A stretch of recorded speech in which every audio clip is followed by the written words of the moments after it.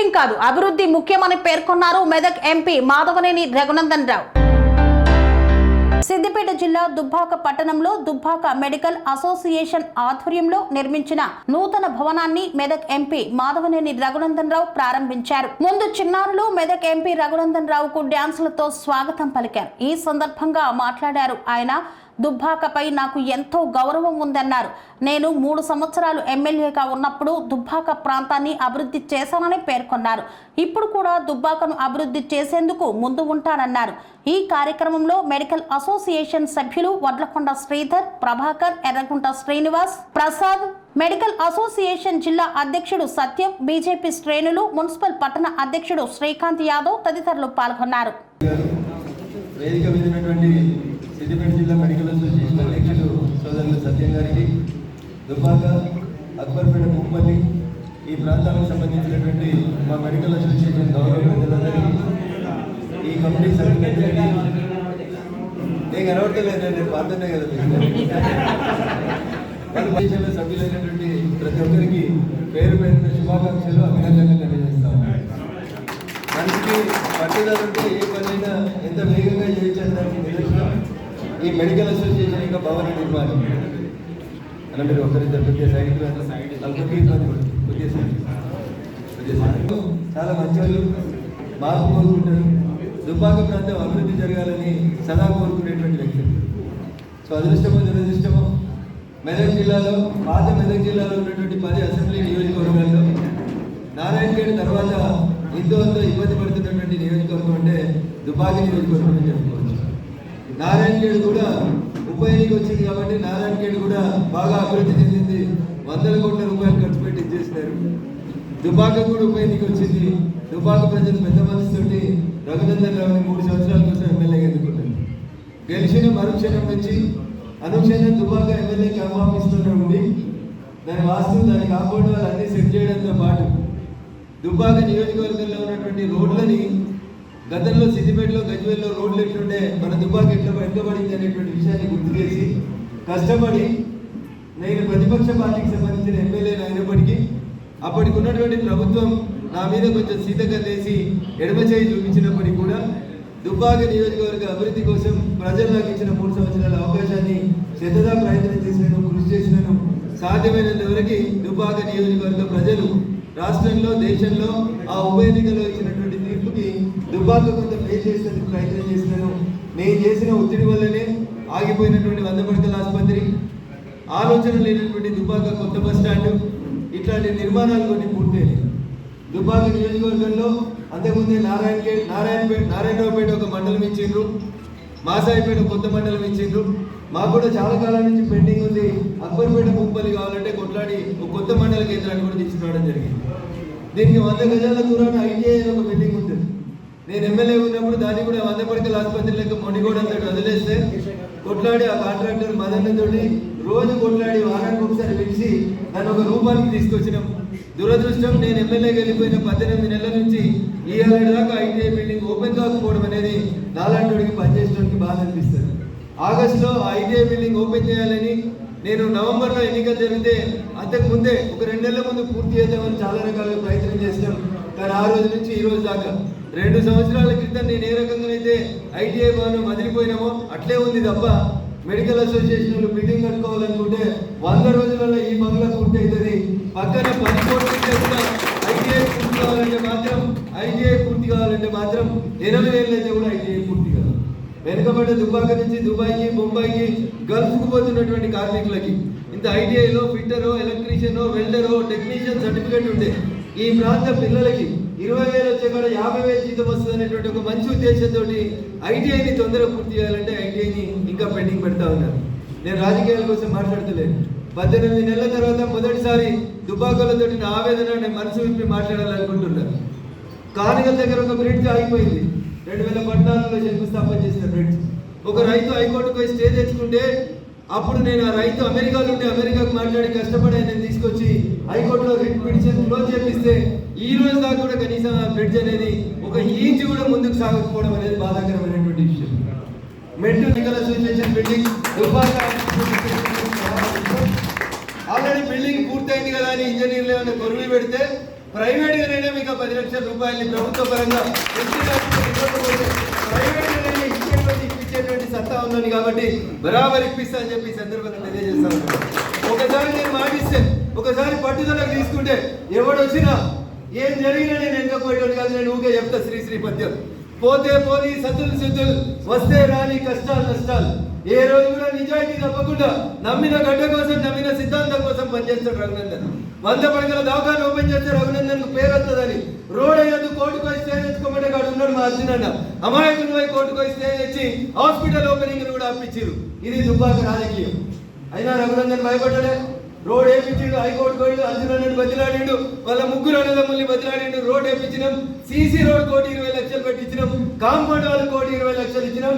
ఆఖరికి నా జన్మదినం రోజు ఈ జిల్లాలో ఎక్కడ లేనటువంటి అంబులెన్స్ 50 లక్షలు పెట్టి ఒక అంబులెన్స్ ఇస్తే 170 పిల్లలు రోడ్డు మీద పడించే మా అంబులెన్స్ లో నేను కాపాడినా అని డ్రైవర్ చెప్తే ఐ ఫెల్ట్ వెరీ హ్యాపీ. మొన్న మధ్యలో దవాఖాన పోయినప్పుడు చెప్పాడు. మిగతా అంబులెన్స్ అన్ని చిన్న అంబులెన్స్లు అయితే అడ్వాన్స్డ్ లైఫ్ సపోర్ట్ సిస్టమ్ తోటి 50 లక్షల రూపాయలు పెట్టి నేను ఒక అంబులెన్స్ ఇచ్చిన. దానికి లైసెన్స్ ఇవ్వమంటే 3 నెలలు దాన్ని షెడ్లో పెట్టింది అప్పటి ప్రభుత్వం. ఎందుకు దగ్గరే నేను మళ్ళీ చెప్తా ఉన్నా, మోచేతిలో బలం ఉంటే మొండి కూడా జరుగుతున్నటువంటి వ్యక్తిని నేను బరాబరి కొట్లాడతా. ఈ ఐటీఐని కూడా 100 గజాలు అవుతాను. ఐటీఐని కూడా ఈ సంవత్సరం మొదలు పెట్టిస్తా. లేకపోతే బెదిరించేగా చేపిస్తా తప్ప నేను ఎవరికి భయపడ్డాను కాదు. నాకేం స్వార్థం లేదు. నా పిల్లలు ఎవరు ఐటీఐలో చదువుకునేది లేదు. అయితే రఘునందన్ని రాజకీయంగా ఎదుర్కోవడం చేతగాక కొంతమంది మధ్యలో సన్నాయి నొక్కులు నొక్కుతావు. రఘునందన్ ప్రాణం ఉన్నంతసేపు ఎవరికి తల వచ్చాడు, నమ్మిన సిద్ధాంతం కోసం పనిచేస్తాడు, దుబ్బాక కోసం పనిచేస్తాడు, మెదక్ ఎంపీగా మెదక్ కోసమే పనిచేస్తాడు తప్ప తాటాకుల తప్పులకి రఘునందన్ భయపడ్డాడు కాదు. ఉడత ఊపులకి రఘునందన్ భయపడ్డాడు. బరాబరి చేస్తా అని చెప్తున్నా, చేస్తాం. దుబ్బాక అంబేద్కర్ విగ్రహం దగ్గర నుంచి అబ్సీపూర్ అంబేద్కర్ విగ్రహం దాకా బరాబరి 4 లైన్ల రోడ్లు నేను ఎమ్మెల్యే కాకున్నా కానీ బరాబరి చేపిస్తా. అందరినీ కలుపుకొని పోయేందుకే ప్రయత్నం చేస్తే తప్ప ఇంకొకటి కాదు. కాబట్టి రఘునందన్ గురించి ఎవరు ఏం మాట్లాడినా దుబ్బాకలోకి 24 గంటలు నా తలుపులు కుల్లా ఉంటాయి. ఎప్పుడు ఎవరికి కష్టం ఉందా, ఎక్కడ ఎవరికి ఏ నిధులు అవసరం ఉన్నా మీరు ఎప్పుడు వచ్చినా 100% మీ సంఘాలకు కానీ మీకు కానీ మీ బిడ్డగా 100% సపోర్ట్ ఉంటారని చెప్పి తెలియజేస్తూ, నేను గంట ఆలస్యంగా వచ్చినా మా చిన్నారి చెల్లెలు చేసినటువంటి డాన్స్ కానీ మా ఆడబిడ్డలు పలికినటువంటి స్వాగతానికి కానీ నేను వారికి అందరికీ కూడా శిరస్సు వంచి నమస్సుమాంజలి తెలియజేస్తూ, దుబ్బాక అక్బర్పేట కుప్పల్లి మెడికల్ అసోసియేషన్ కి అదే రకంగా మా సిద్దిపేట మెడికల్ అసోసియేషన్ అధ్యక్షుడు మిత్రుడు సత్యం గారికి పేరున మరొకసారి శుభాకాంక్షలు అభినందనలు తెలియజేస్తూ, ఇది కంప్లీట్ చేసినటువంటి మిత్రుడు శ్యామ్ కూడా ఈ సందర్భంగా 100 రోజులలో దీన్ని కంప్లీట్ చేసినటువంటి శ్యామ్ కూడా నేను ఈ సందర్భంగా అభినందనలు తెలియజేస్తా ఉన్నాను. చివరిగా శ్రీధర్ అని ఇంకో మాట అడిగిండు, రేకులకుంట పోయేటువంటి రోడ్డు మల్లాయిపల్లి నుంచి ఫారెస్ట్ లో ఉందని చెప్పి. ఈ విషయానికి సంబంధించి నిజంగా కూడా నేను ఈ రోజు దాకా ఎట్లాంటి చర్యలు మొదలు పెట్టలేదు.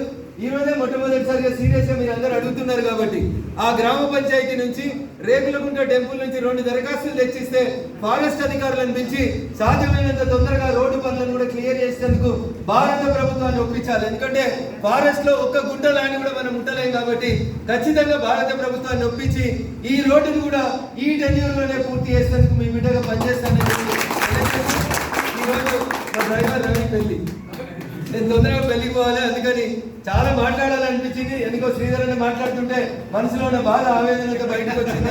అందుకనే ఖచ్చితంగా దుబ్బాక మీద రఘునందన్ కూడా అట్లే ఉంటుంది.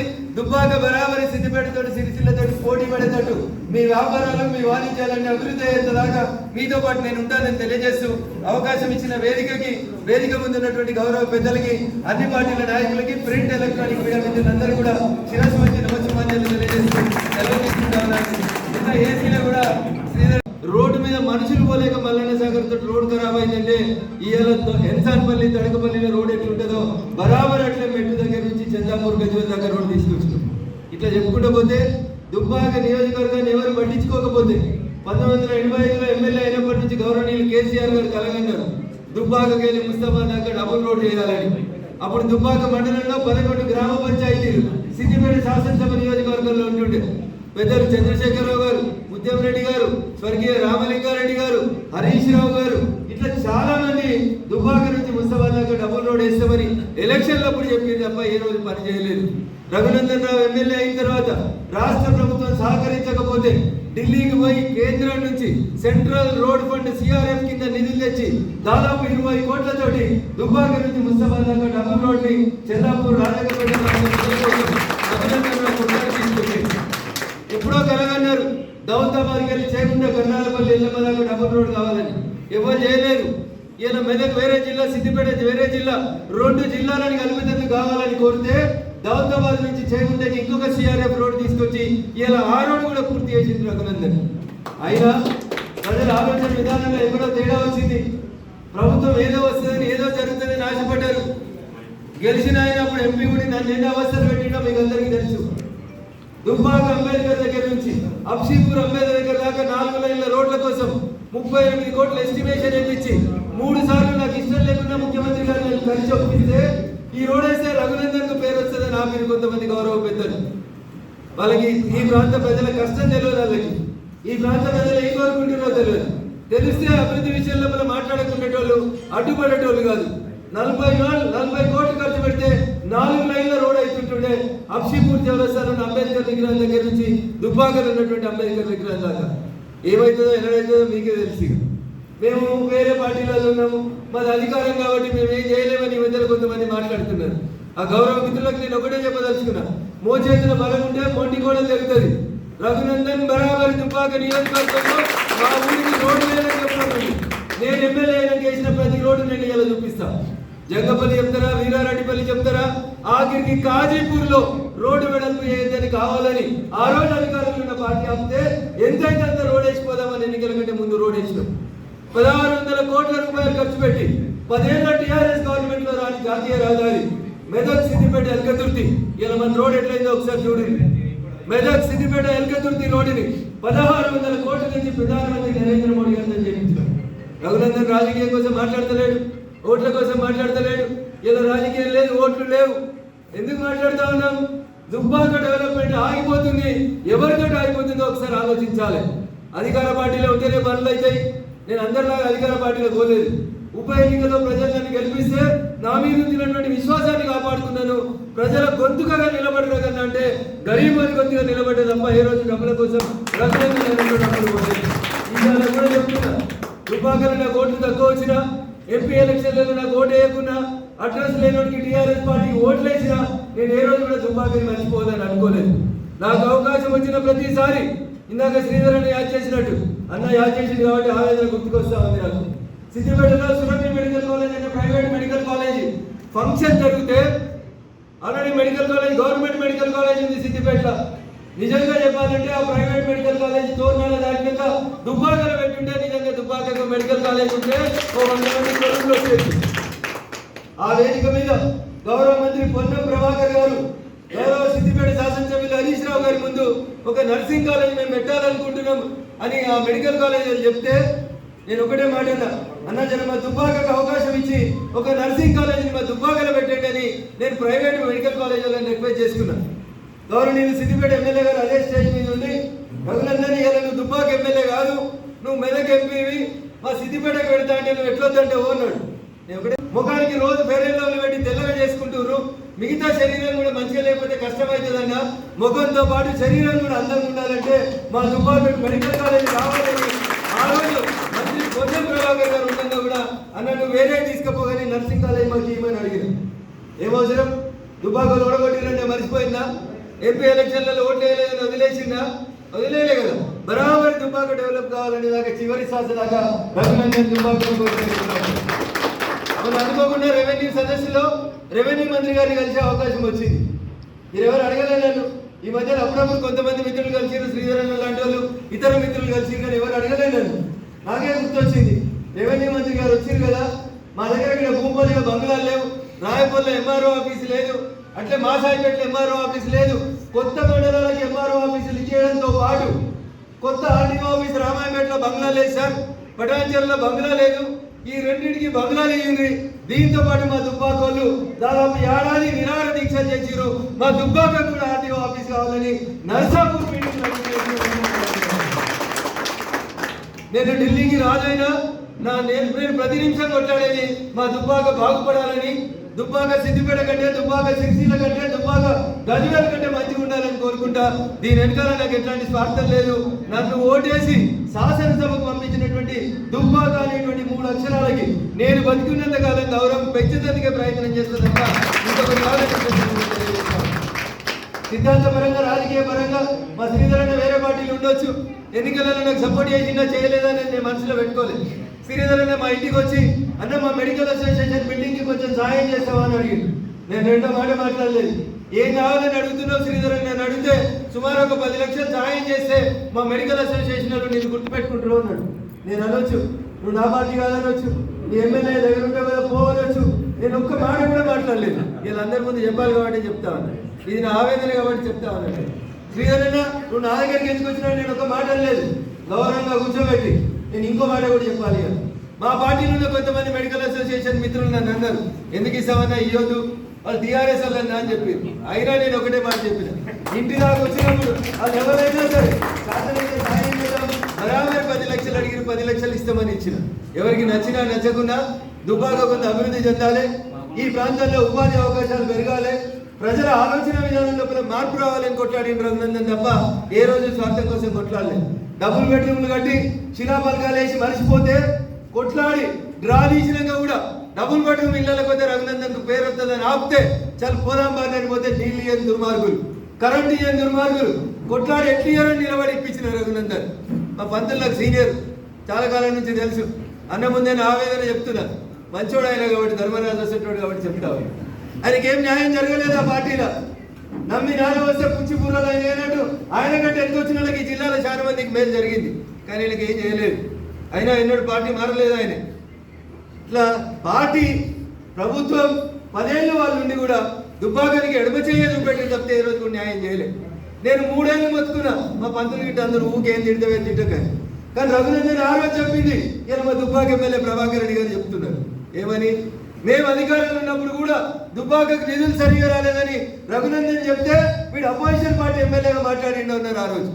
ఇలా అదే ఆ రోజు ఎంపీగా ఉన్నటువంటి గౌరవ ప్రభాకర్ రెడ్డి గారు ఈ రోజు తన మనసులో మాటని ఇలా బయట పెడతా ఉన్నాడంటే దుబ్బాక ప్రజలు ఆలోచించాలి. వాళ్ళ నాయకుడే చెప్తాడు, కత్తి ఎవరికో ఇచ్చి ఓటు ఎవరికో వేసి నన్ను కొట్లాడమంటే ఎట్లా కొట్లాడుతాము అంటారు. ఇలా రఘునందన్ పరిస్థితి కూడా అదే. కానీ మీ అందరి ఆశీస్సులతో మెదక్ జిల్లా ప్రజలు నా మీద ఉంచినటువంటి విశ్వాసంతో రఘునందన్ ఏడున్నా మా గురించి ఆలోచిస్తాడు, మా నియోజకవర్గానికి పేరు వస్తుందని ఏ విశ్వాసంతో అయితే నన్ను పార్లమెంట్కి పంపించిండ్రో అంతే గట్టిగా కొట్లాడుతున్నా. నేను ఎంత పార్లమెంట్ మెంబర్నైనా, ఢిల్లీకి రాజునైనా, రేపు దుబ్బాకనే నా మొదటి ప్రయారిటీ ఉంటుందని చెప్పి నుంచి పోయిన 3 సంవత్సరాల అధ్యక్షుడిగా నిలవడం. ఆ పీరియడ్లో ఒక అంటే దాదాపు 0 బ్యాలెన్స్ మాకు ఇచ్చినా కానీ మేము ఒక 10 లక్షలతో పోయిన 3 సంవత్సరాలలో ల్యాండ్ తీసుకోవడం జరిగింది. తర్వాత మళ్ళా ఏకగ్రీవంగా మమ్మల్ని మా సభ్యులు ఎన్నుకోవడంతో మళ్ళీ ఇది వచ్చినాక మా క్యాషియర్, మా సెక్రటరీ వీళ్ళందరూ కలిసి అన్న మనకు బిల్డింగ్ కావాలి, 80% కట్టాలి, మనం ఏదో చెయ్యాలని ఒక ఉద్దేశంతో వాళ్ళ ప్రోద్బలంతో సరే ఇక కష్టమో నష్టమో అని చెప్పి సరే మా సభ్యులందరూ కూర్చుని పెడితే అందరూ తల ఒక అంటే ఇంట్రెస్ట్ అనుకోవడం చేసుకోగానే మొత్తానికి ఒక 20 లక్షల రూపాయలు జమ చేసుకున్నాం. వారిని చేసుకొని అంటే అందరు ఇంట్రెస్ట్ రూపంగా ఇచ్చిండ్రు. ఆ ఇంట్రెస్ట్ రూపంగా ఇచ్చిన పైసలతో మొత్తం కట్టినాక కరెంట్ కనెక్షన్ సభ్యులకు ఇవ్వాలి. చాలా ఇబ్బంది జరిగింది. దాదాపు మేము 6 నెలలు అధికారుల దగ్గరికి వాళ్ళ దగ్గరికి వెళ్ళినా కానీ పని కాలే.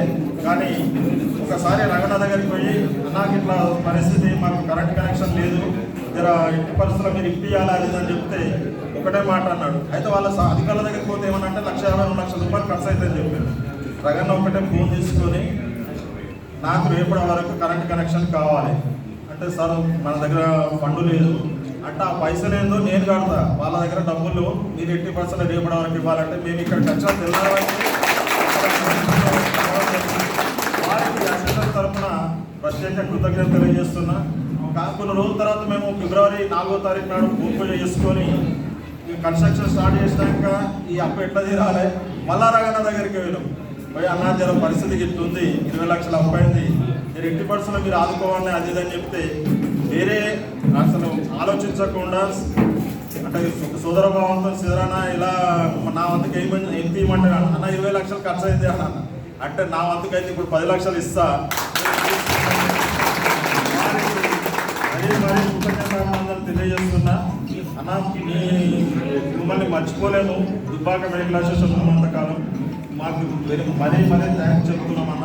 ఇంకొక గొప్ప విషయం ఏమంటే ఈ మధ్యకాలంలో అన్న దగ్గరికి దాదాపు నేను ఈ అసోసియేషన్ చేయబట్టి 4-5 సార్లు అన్న దగ్గరికి వెళ్ళినా. ఇప్పుడు వెళ్ళినా కానీ అతను ఒకటే మాట అన్నాడు, పార్టీలు అవన్నీ పక్కకు పెట్టండి, మీకు నేను సేవ చేయడానికి రెడీగా ఉన్నా. మీరు నాతో ఎంత సేవ చేసుకుంటారో అంత సేవ తీసుకోండి. నేను 100% మీకు అన్ని రకాలుగా సహకరించేందుకు రెడీగా ఉన్నా.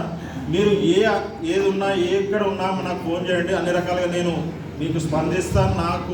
నాతో అయ్యేది మాత్రం 100% మీకు చేస్తా అని చెప్పి చేయడం జరుగుతుంది, చెప్పడం జరిగింది. చెప్పడంతో పాటు చేయడం కూడా జరుగుతుంది. వారికి మరీ కృతజ్ఞతలు తెలియజేస్తున్నాను. ఈ మధ్యనే ఇంకొక దుబ్బాక మీద ప్రేమ ఎలాగంటే ఈ మధ్య సురభి ఫంక్షన్ అనుకుంటా, సురభి మెడికల్ కాలేజీ. ఆ మెడికల్ కాలేజీలో అక్కడ నర్సింగ్ కాలేజీ గురించి ఎవరు అడిగాను అంటే మొట్టమొదటిసారిగా తను ఏమన్నాడంటే దుబ్బాకలో పెట్టండి, సిద్దిపేటలు కాదు మా దుబ్బాకలో పెట్టండి, నేను పుట్టినవు అని చెప్పి చెప్పడం దుబ్బాక మీద అతనికి ఎంత ప్రేమ ఉంది అనేది తెలవడానికి ఇదే. మీరు ఇంకొకటి ఈ మధ్య కాలంలో రెవెన్యూ డివిజన్ కూడా అడిగిన భూంపల్లి అయినప్పటి నుంచి కూడా మాకు కొంచెం ఇబ్బంది ఉందన్న.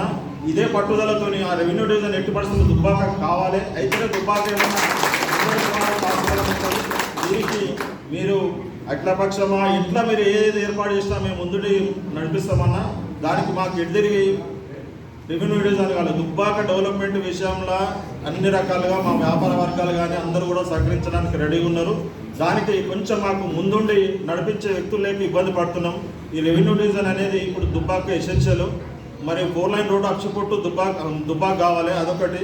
మళ్ళీ ఇంకొకటి అన్న మీతోనే అయ్యే ఒకటి ఉంది. మల్లయ్యపల్లిలో ఫారెస్ట్ డిపార్ట్మెంట్తో ఒక 1 కిలోమీటర్ అయితే మనము రేకులకుంటకు వెళ్తామన్నా.